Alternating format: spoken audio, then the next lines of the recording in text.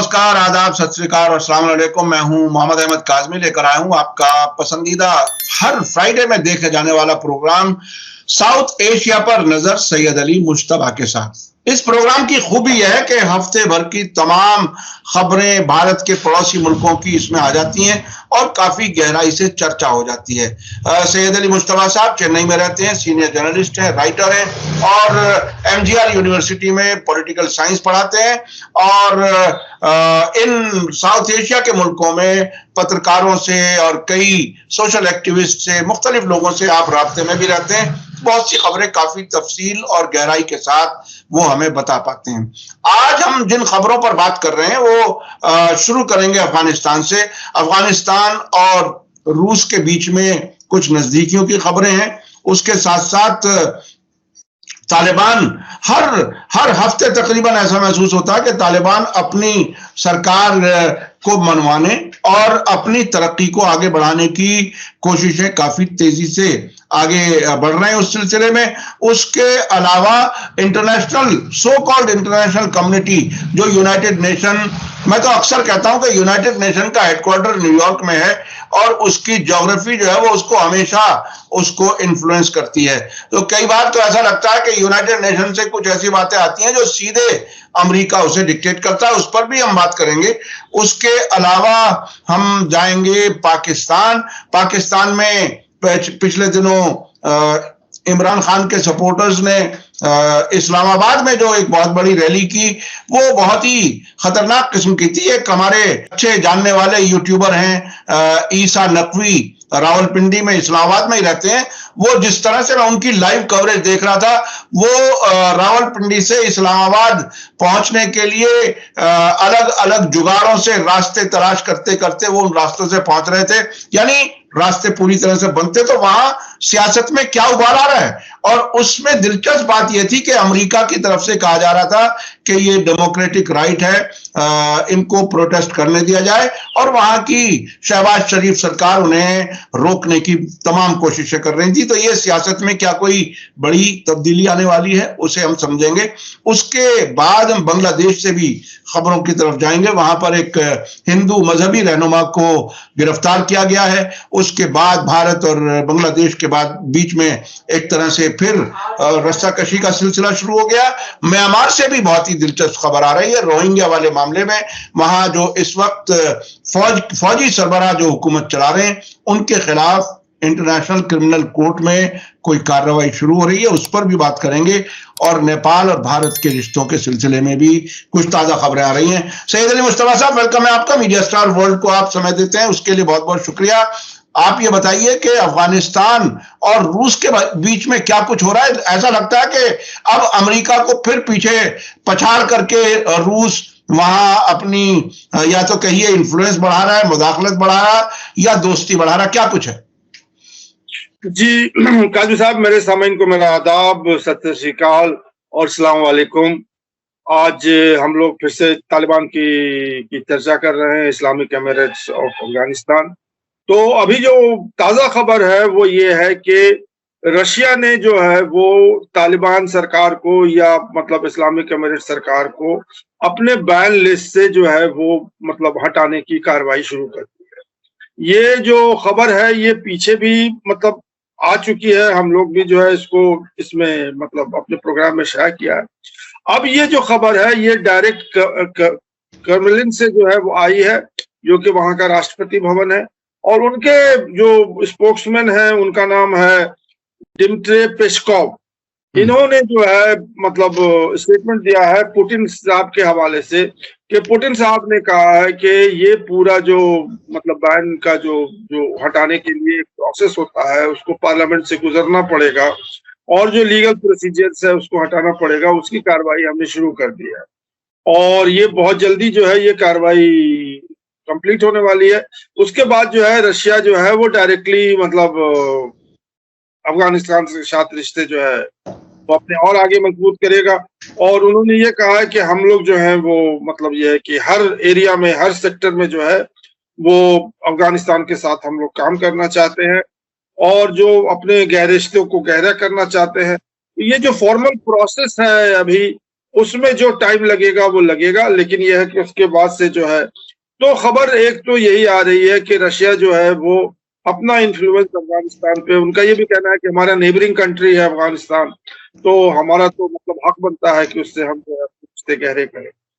तो ये खबर बड़ी इंपॉर्टेंट है। दूसरी खबर इसी के साथ साथ है वो है ये जो है ये सिक्योरिटी काउंसिल के मेंबर हैं, मतलब रशिया के सेर्गी शेरगोव, ये जो हैं ये काबुल गए थे और उन्होंने तालिबान के जो ओहदेदार है उन्होंने ब्रीफिंग किया है अपने सिक्योरिटी काउंसिल को कि हमने वहां जाके इनसे मिला, और उसमें इकोनॉमी है, ट्रेड है और उसके बाद एनर्जी है, ये सारे पैकेज पे सारे सेक्टर्स पे बात की। तो एक तो वो बढ़ते रिश्ते जो हैं अफगानिस्तान के और रशिया के, उसके ऊपर ये संकेत है। दूसरा जो ये सेर्गी शेरगोन है जो है, इन्होंने कहा कि अमेरिका के ऊपर उन्होंने स्टेटमेंट दिया है कि अफगानिस्तान को डिस्ट्रॉय करने में अफगानिस्तान को वो अमेरिका का बहुत हाथ है, और अमेरिका जो है उसको रिकंस्ट्रक्ट करने के लिए अपनी जिम्मेदारी समझे और उसके रिकंस्ट्रक्शन में सारा जिम्मा उठाए, और जो अफगानिस्तान के एसेट्स हैं और उनके जो फंड्स फ्रीज किए हुए वो रिलीज करे। तो ये बेसिकली ये बता रहा है कि रशिया जो है, उसने ये भी कहा कि अमेरिका का तो कोई हक नहीं बनता है या नहीं बनता है, मतलब, लेकिन हमारा तो हक बनता है क्योंकि वो हमारे नेबर हैं। अब तालिबान जो है या अफगानिस्तान जो है हमारा नेबर है, उस हैसियत से हम जो है अफगानिस्तान की जो है मतलब स्टेबिलिटी के लिए और उसके लिए हम काम करते हैं। हाँ, मुस्तफा साहब, बहुत ही इंटरेस्टिंग बात यह है कि क्रेमलिन यानी रूस का राष्ट्रपति भवन यानी राष्ट्रपति और वहां का नेशनल सिक्योरिटी का मेंबर, यानी वो नेशनल सिक्योरिटी तकरीबन जैसे मुख्तलिफ मुल्कों के खुफिया महकमे के सरबराह होते हैं, ये इस लेवल के लोग हैं। और आपको मालूम है कि पिछले 10-12 साल में तो पूरी दुनिया में सरकारी निजाम जो बदला है उसमें खुफिया महकमे के लोग ही बहुत से फैसले लेने लगते हैं। तो इतने प्रोमिनेंट आदमी का काबुल आना और क्रेमलिन की तरफ से ये कहा जाना कि हम पाबंदी हटा रहे हैं, तो ये इशारा तो साफ है। लेकिन अमेरिका के और रूस के बीच में अफगानिस्तान एक तरह से सैंडविच बना रहता है। 80s में हमने देखा सोवियत यूनियन के जमाने में रूस की फौजें यहां थी, उन्हें फौजों को बाहर निकालने में अमेरिका ने मुजाहिदीन खड़े किए सऊदी अरब और पाकिस्तान के जरिए। फिर बाद में खुद अमेरिका आकर के बैठ गया अपनी मर्जी से तालिबान को कभी हटाना कभी बिठाना। तो दखल अंदाजी तो अमेरिका की बहुत है। तो अब क्या लगता है कि अब तालिबान जिसे कहते हैं इक्वी डिस्टेंस और बराबर की दोस्ती और ताल्लुकात, क्या उस तरह से लेके चलेंगे? क्या अब तक क्या इशारे लग रहे हैं? जी देखिए, तालिबान जो हैं ये अब बहुत अपनी मैच्योरिटी दिखा रहे हैं, और ये तालिबान की तरफ से भी कई बार आ चुका है। तो अब जो है हम किसी एक्सटर्नल पावर को अफगानिस्तान को कंट्रोल करने नहीं, तो अब उनको ये देखना है कि देखिए अब क्या है कि तालिबान जो है वो किसी तरह से आश्रित नहीं है, ना ही अमेरिका पे आश्रित है ना ही रशिया पे आश्रित है। और जो एक डिप्लोमेसी होती है, जो मतलब ये है कि इंटर स्टेट रिलेशनशिप होती है, वो तो सारे कंट्रीज की होती है, लेकिन किसी को डोमिनेट करने के लिए तालिबान ने खुद कहा कि हम किसी को डोमिनेट नहीं करने देंगे। खासकर अमेरिका जो है वो रशिया भी जो है चाइना के साथ और पाकिस्तान के साथ मिलके मतलब यहाँ अफगानिस्तान पे। तो ये जो खेल है ये तो जमाने कदीम से इसको ग्रेट गेम कहते थे ब्रिटिश सरकार के टाइम में, कि अफगानिस्तान जो है वो बैटलफील्ड था ग्रेट गेम का।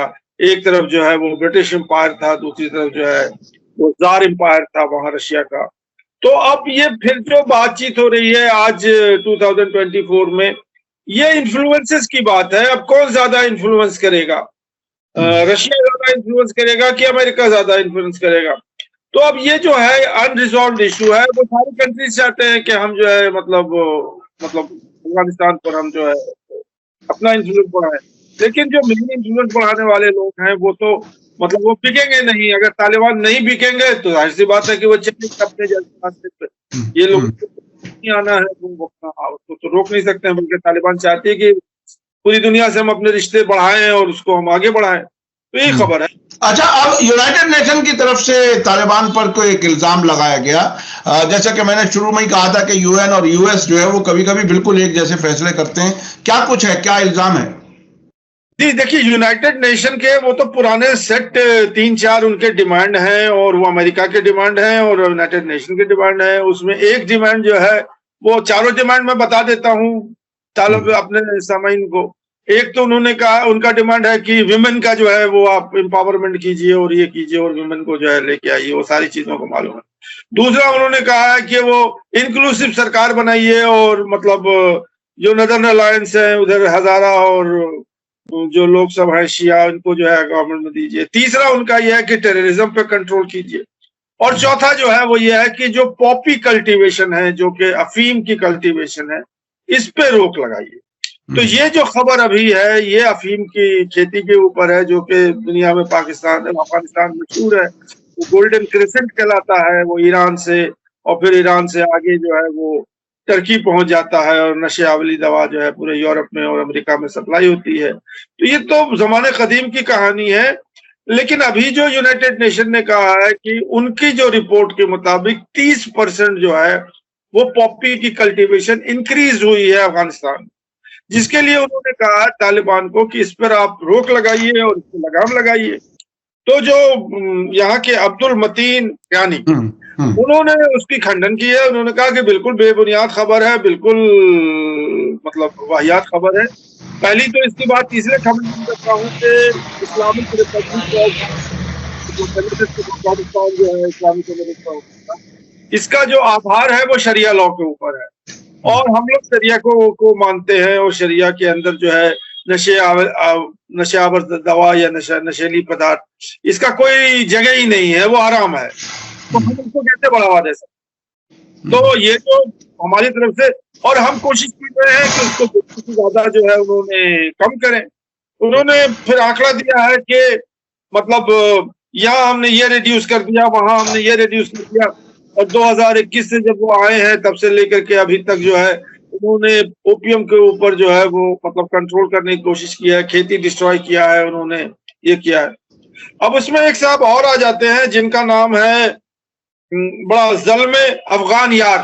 ये साहब का स्टेटमेंट ये है कि यूनाइटेड नेशन तो कह रहा है कि साहब आप जो है ओपियम पे कल्टीवेशन पे रोक लगाइए। तो ये तो एक खेती है अफगानिस्तान में, इसमें बहुत सारे किसान जो है वो आश्रित है।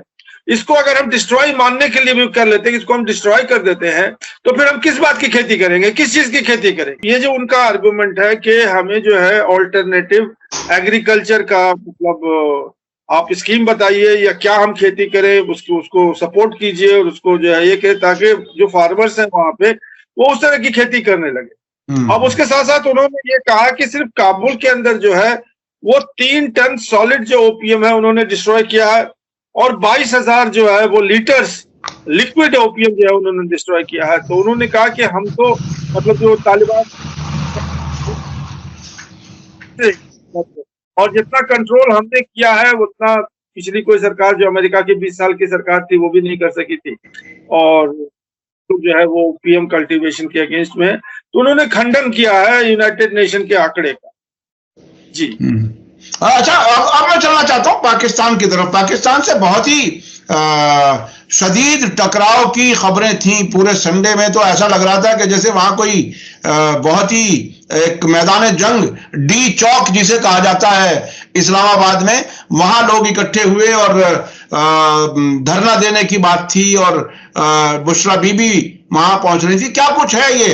अब क्या इमरान खान को वापस हुकूमत में लाने की तैयारी है? चूंकि अमेरिका ने पीटीआई जो इमरान खान की वो है पार्टी, उसको डेमोन्स्ट्रेशन का हक सही जेन्युइन बताते हुए कहा था कि कोई ज्यादती ना की जाए इन पर।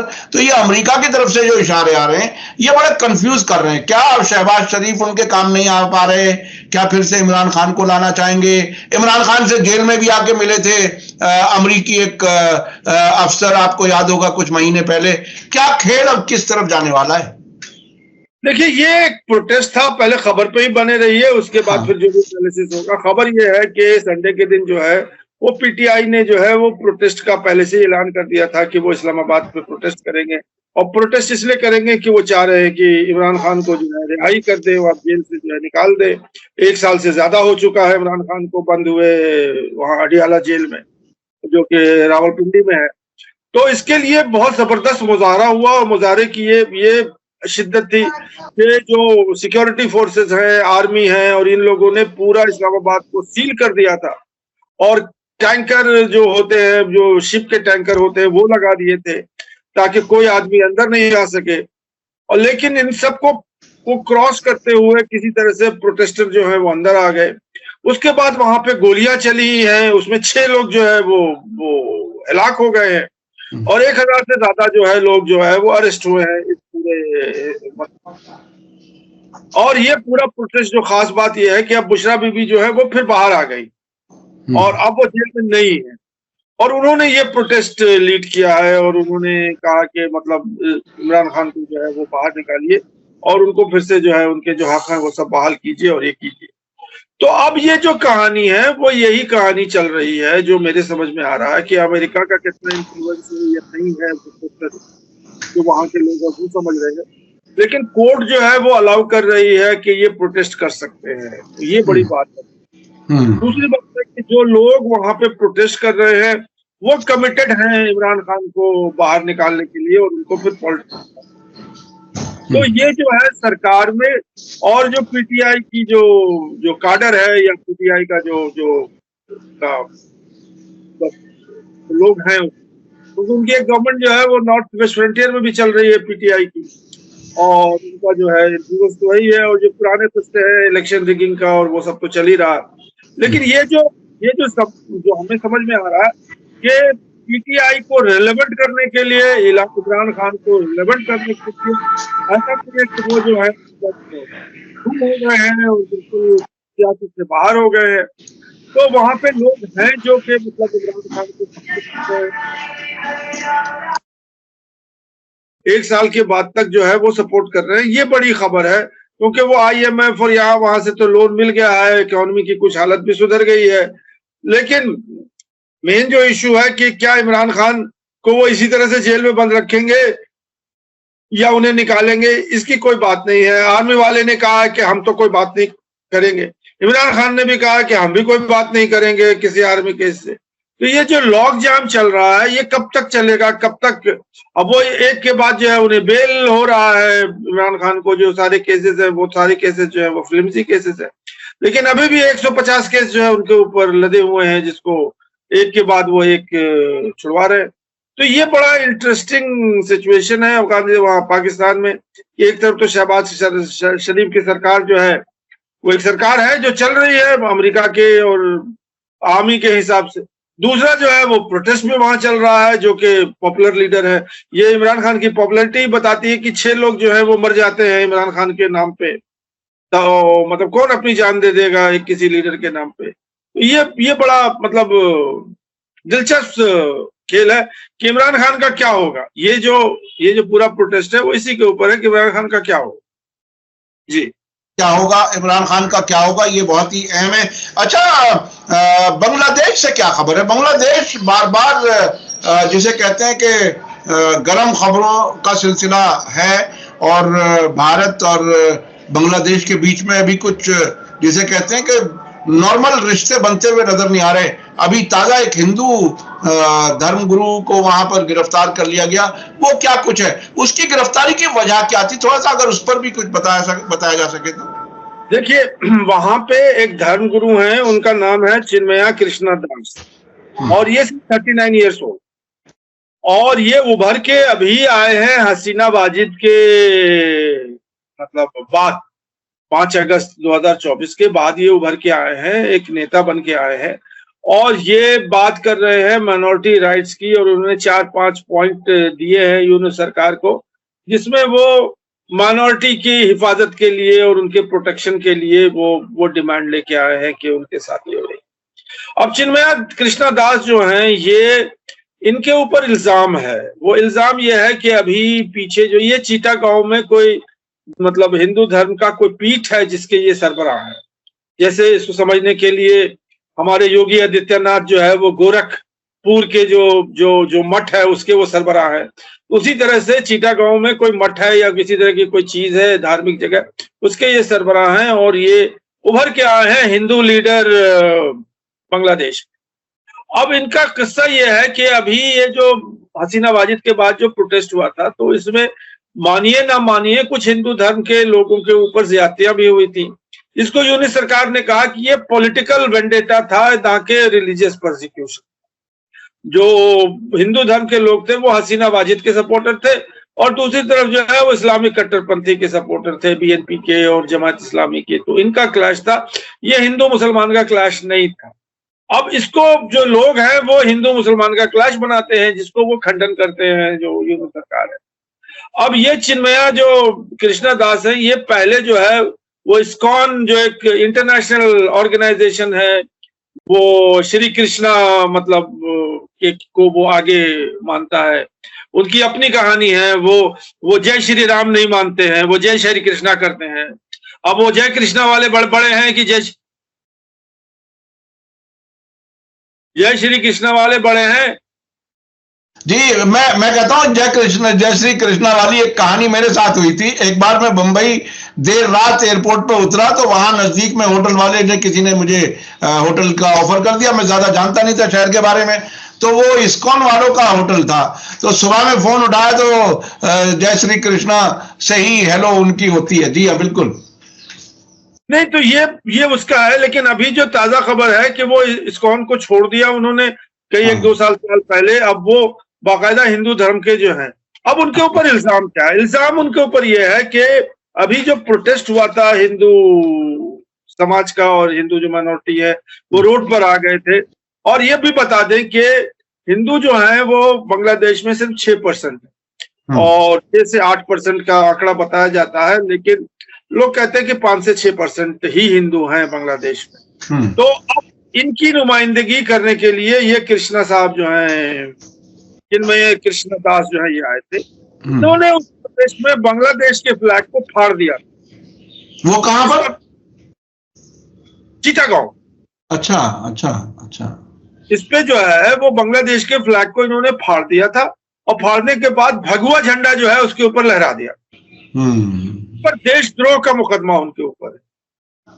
अब देशद्रोह का मुकदमे के अंदर जो है इनको ये अरेस्ट किया गया है और ये जा रहे थे हवाई जहाज से ढाका से चीटागांव। उनको ढाका एयरपोर्ट पे जो है अरेस्ट कर लिया गया और इनको फिर उसी जहाज से चीटागांव लेकर के आए और चीटागांव में बाकायदा इन्हें कोर्ट ले जाया गया। कोर्ट में जो है इनकी बेल जो है वो रिजेक्ट कर दी गई और इनको कहा गया कि अब आप जेल में जाइए और जो लीगल प्रोसेस है उसका होगा।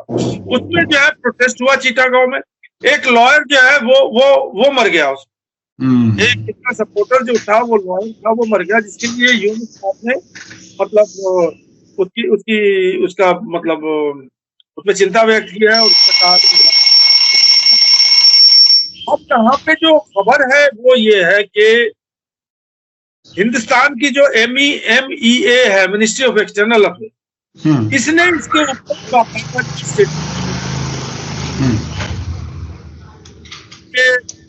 के ऊपर और माइनॉरिटी के मतलब बिगड़ते हालात के ऊपर उन्होंने किया है और कहा है सरकार को इस पे आप और माइनॉरिटी की हिफाजत कीजिए और माइनॉरिटियों की जो है आप रक्षा कीजिए। हमारा जो है इंटरनल मैटर, हम आपके इंटरनल मैटर में आप अपने माइनॉरिटी को हैं या नहीं रखते हैं उस पर हमें बोलने की कोई का ये नहीं है, तो आप क्यों हमारे इंटरनल मैटर पे। जहां तक लार्जर मतलब इंटरेस्ट है तो हम जो है वो वचनबद्ध हैं ये माइनॉरिटी है या जो भी लोग हैं उनकी सुरक्षा, उनकी हिफाजत वो स्टेट गवर्नमेंट करेगी। और ये हाईएस्ट लेवल पे जो है ये हम मतलब अश्योरेंस दे रहे हैं कि बांग्लादेश का कोई भी हिंदू जो है वो इनसिक्योर नहीं है और मतलब स्टेट उसकी प्रोटेक्शन करेगी। ये जो है वो हम मतलब हाईएस्ट प्लेटफॉर्म से बात करते हैं। तो ये बात जो है बड़ी मतलब हमारे यानी मोटी बात यह है कि जनता को ये बताना समझाना जरूरी था कि असल में ये बांग्लादेश में हिंदू नेता का पकड़ा जाना उसकी वजह क्या थी। वो आपने बताया कि वहां के झंडे को उन्होंने फाड़ दिया और भगवा झंडा लगाया, तो वो देशद्रोह का उन पर मुकदमा है। तो ये देखिए अब कानूनी कार्रवाई जहां भी जाएगी वो। अब आखिर में हमारे पास वक्त कम है, म्यांमार में क्या कुछ हो रहा है? म्यांमार से कुछ बड़ी खबर आप बता रहे हैं। जी, ये जो है ये इंटरनेशनल क्रिमिनल कोर्ट ने एक नोटिस जारी किया है और उसके बारे में उन्होंने कहा है कि जो म्यांमार के जो मिलिट्री डिक्टेटर है उनका नाम है मैन ऑन्ग हेलोंग, इनके ऊपर जो है वो क्राइम अगेंस्ट ह्यूमैनिटी है और जेनोसाइड की क्राइम है और वो प्रोसिक्यूशन ऑफ रोहिंग्यास की है। और इसके लिए हम जो है वो काम कर रहे हैं और 3 महीने के अंदर उनका अरेस्ट वारंट इशू होने वाला है इंटरनेशनल क्रिमिनल कोर्ट से। यानी तकरीबन ऐसा ही अरेस्ट वारंट जैसे नेतन्याहू के खिलाफ वारंट जारी हुआ है। जी, वही एग्जैक्टली वही चीज है, वो सिमिलरिटी बताया था उन्होंने, वही चीज है।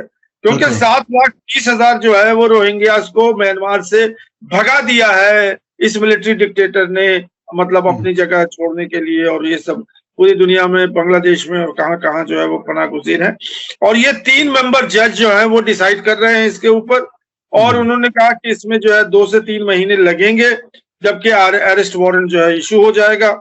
और यूनाइटेड नेशन का इन्वेस्टिगेशन रिपोर्ट इसी हवाले से कंप्लीट हो गया है, जिसमें उन्होंने, यूनाइटेड नेशन वालों ने ये मिलिट्री डिक्टेटर को, जो कि हेलोंग है, उनको जिम्मेदार ठहराया है कि ये जो है जेनोसाइड की बात करता है। तो ये बड़ी खबर है, क्योंकि खासतौर पर जो लोग रिफ्यूजी कैंपों में रह रहे हैं बांग्लादेश में भी एक लॉ एंड ऑर्डर इशू बना हुआ है रोहिंग्या के वहां पर मौजूद रहने से, और उनको भी मैनेज करना मुश्किल हो रहा है। कम जगह में ज्यादा लोग हैं, बांग्लादेश एक ऐसा मुल्क है और वहां पे फिर भी तकरीबन 10-12 लाख बताए जाते हैं, या 5-6 लाख कितने हैं, उतने रोहिंग्या वहां पर रह रहे हैं। अच्छा, नेपाल की क्या खबर है? हमारे पास टाइम तकरीबन खत्म हो रहा है, मुख्तसर बता दीजिए। देखिए, उपेंद्र दीक्षित जो हमारे chief of the army staff हैं, ये गए थे नेपाल और 4-5 दिन वहां पे रहे थे, और 4-5 दिन में उन्होंने जो है मिलिट्री के संबंध में जो है उन्होंने बातचीत की। जो खास बात यह है कि यहाँ पर तो सारे मीडिया ने बड़ी वाहवाही की हुई है और कहा कि बड़ा मतलब अच्छा रिश्ता और मिलिट्री संबंध बन रहे हैं, और हमने जो है उनको ये मिलिट्री की गाड़ी देंगे हम, और वो कारतूस देंगे हम, और वो बंदूक देंगे हम, इन सारे के ऊपर जो है समझौते हुए थे। लेकिन नेपाल की मीडिया में देखा है उन्होंने कहा कि अग्निवीर के ऊपर जो है कोई बात ही नहीं हुई। और नेपाल और हिंदुस्तान का जो है, क्योंकि ये कोविड से पहले, मतलब 2019 से पहले नेपालियों का जो रिक्रूटमेंट है वो इंडियन आर्मी में बंद हो चुका है। अब ये बड़ी दिलचस्प खबर है, क्योंकि ये 1947 तो एक संधि हुई थी नेपाल, ब्रिटिश और इंडिया में, कि नेपाली जो हैं वो, नेपाल के जो सिटीजन हैं वो इंडिया में गोरखा जो रेजिमेंट है उसमें मतलब यहाँ पे आकर के उनकी रिक्रूटमेंट है। और आज के डेट में भी 30,000 जो है गोरखा इंडियन फौज में काम कर रहे हैं, मतलब हो जाने के बाद। और कोई 60,000 लोग जो है वो इंडिया से पेंशन ले रहे हैं, जो कि एक्स सर्विस में। तो इस पे कोई बात नहीं हुई है, मतलब अग्निवीर के ऊपर। नेपाल चाहता है कि इंडिया में नेपालियों के लिए अग्निवीर ना लगे। इंडिया शायद इस बात के लिए राजी हो जाए कि वो 4 साल के लिए नेपालियों को ले ले, लेकिन उसमें कोई पेंशन नहीं होगा, कुछ नहीं होगा, ये सारी चीजें जो हैं। तो नेपाल के इसमें यही है कि आप मतलब हमारे जो ये है, अब यहाँ पे बात यह है कि गोरखा रेजिमेंट में जो है वो 7 या 8, 10 रेजिमेंट है शायद, जो कि नेपाली लोग आते हैं।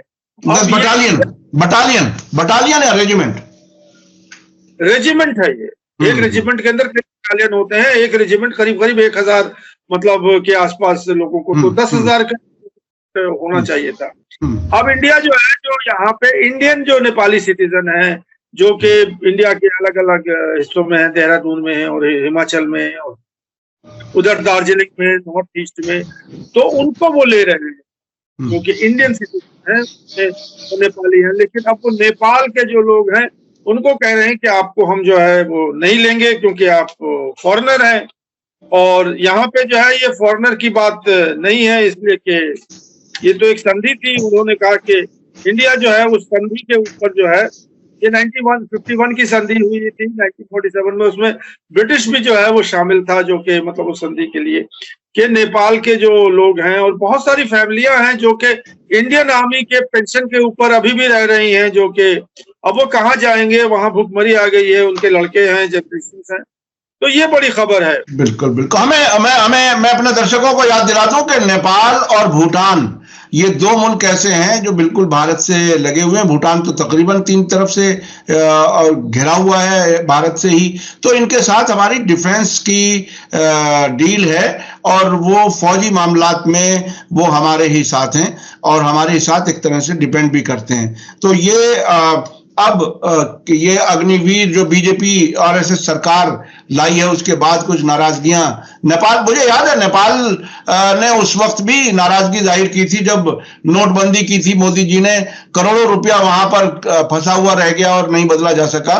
तो ताल्लुकात बहरहाल कहीं कहीं बीच बीच में जरा मुश्किल दौर से गुजरते हैं। कोई खास बात रह गई हो तो आखिर में? तो बहुत खास बात है जिसके लिए जो है मतलब अगर टाइम ज्यादा भी हो जाए तो कोई नहीं है कि अभी जो बात चल रही है, ये आप दिल्ली में बैठे हैं, आप वहाँ के क्लाइमेट की सिचुएशन को देख रहे हैं, रेस्पिरेटरी प्रॉब्लम्स हो रहे हैं, स्मॉग है, सूट है। अभी तो बात ये भी चल रही थी कि दिल्ली से कैपिटल चेंज करने वाले हैं। ये भी अब खबर दिल्ली में जो है बहुत गर्म है कि अब हिंदुस्तान की राजधानी जो है वो दिल्ली से दौलताबाद जाएगी या कहाँ जाएगी, इसका अभी आइडेंटिफाई मोदी साहब ने नहीं किया है कि वो दौलताबाद में बनेगी या नागपुर में बनेगी, मतलब नहीं जान। लेकिन उसकी नहीं, वैसे मोदी जी ने सेंट्रल विस्टा बनाया है अभी और नई पार्लियामेंट बनाई है, तो मुझे लगता है कि अभी तो शायद ऐसा ना सोचें, लेकिन बहरहाल ये जो खबर आ रही है इसकी मतलब वो है कि वो जो क्लाइमेट चेंज का समिट बाकू में अजरबैजान में जो अभी कंक्लूड हुआ है कॉप की समिट, उसी के हवाले से नेपाल के जो कुछ बहुत ही वरिष्ठ लोग हैं जिसमें कनकमणि दीक्षित है, हिमाल के जो एडिटर हैं और उसके मतलब पब्लिकेशन के इंचार्ज हैं, वो इन लोगों ने ये कहा है कि ये हिंदुस्तान पाकिस्तान के झगड़े में ये पूरा साउथ एशिया खत्म हो जाएगा क्लाइमेट के मामले में। एक तो ये है कि अगर आप कोई पॉलिटिकल झगड़े हैं तो पॉलिटिकल झगड़े अपने पास रखिए, लेकिन सारी साउथ एशिया के लोगों को, अब बांग्लादेश में जो है वो पानी जो है ऊपर उठ रहा है समुद्र की सतह से, बांग्लादेशी अगर भागेंगे तो कहाँ भागेंगे? क्या उसको हेमंता विश्वास रोक सकेंगे उस जन सैलाब को? अगर जो बांग्लादेश से आएगा तो पहले तो आसाम में ही आएगा, बंगाल में आएगा, हिंदुस्तान में आ जाएगा। तो वो क्यों आ रहा है? उसके लिए तो हमें अभी रोकने की कोशिश करनी है। दूसरी कि कई जजीरे जो हैं वो मालदीव के खत्म हो जाएंगे। दूसरी हिमालयाज के ऊपर जो है वो ग्लेशियर टूट रहे हैं और जो लोग जा रहे हैं ऊपर हिमालय में उसमें कह रहे हैं कि यहाँ पे बर्फ नहीं है, अब यहाँ पे लेक बन गया है, पानी का लेक हो गया है। तो पूरा हिमालय जो है वो डिस्ट्रॉय हो रहा है, ये हिंदुस्तान और पाकिस्तान के झगड़े में, सार्क के झगड़े में। तो उन्होंने ये बात की पहल की है कि नेपाल जो है वो क्लाइमेट डिप्लोमेसी करना चाहता है और क्लाइमेट के हवाले से पूरे साउथ एशिया को एक साथ बांधना चाहता है। और उन्होंने कहा कि अगर आपके पॉलिटिकल झगड़े हैं तो वो तो अपने पास ही रखिए आप, लेकिन क्लाइमेट के ऊपर जो है आप एक प्लेटफॉर्म पे आ जाइए। तो यही क्लाइमेट बहुत ही अहम है सेहत के लिहाज से भी और खेती एग्रीकल्चर के लिहाज से। जो लोग खाएंगे वो क्या खाएंगे, क्या सेहत ठीक रहेगी नहीं रहेगी, ये बहुत ही इंपॉर्टेंट है। और यकीनी तौर पर जो सार्क एक वक्त एक्टिव हुआ करता था वो अब उतना एक्टिव नहीं रहा। भारत ने इस्लामाबाद जाने से इनकार कर दिया और उसके बाद वो डीएक्टिवेट हो गया तकरीबन सार्क। तो ये बहरहाल इलाके के लोगों के लिए अच्छा नहीं हुआ। होना तो ये चाहिए कि नजदीकियां बढ़े, ताल्लुकात बढ़े, एक दूसरे की मुश्किल को मिलकर के हल करें। बहुत बहुत शुक्रिया सैयद अली मुश्तबा साहब, आप हमें वक्त दे देते हैं उसके लिए बहुत बहुत शुक्रिया। मैं अपने दर्शकों से कहूंगा कि आपको ये प्रोग्राम कैसा लगता है, कैसा लगा आज का प्रोग्राम, अपने कमेंट्स में जरूर लिखें और ज्यादा से ज्यादा लोगों तक शेयर करें ताकि सही इंफॉर्मेशन ज्यादा से ज्यादा लोगों तक पहुंच सके। इसी के साथ मुझे दीजिए इजाजत। धन्यवाद, शुक्रिया, जय भारत, जय हिंद। मीडिया स्टार वर्ल्ड के और वीडियो देखने के लिए हमारे चैनल को सब्सक्राइब करें और सीधे नोटिफिकेशन पाने के लिए बेल आइकन दबाएं। और अगर हमारी खबर सच्ची और अच्छी लगे तो अपने व्हाट्सएप, इंस्टाग्राम, फेसबुक और ट्विटर अकाउंट पर जरूर शेयर करें।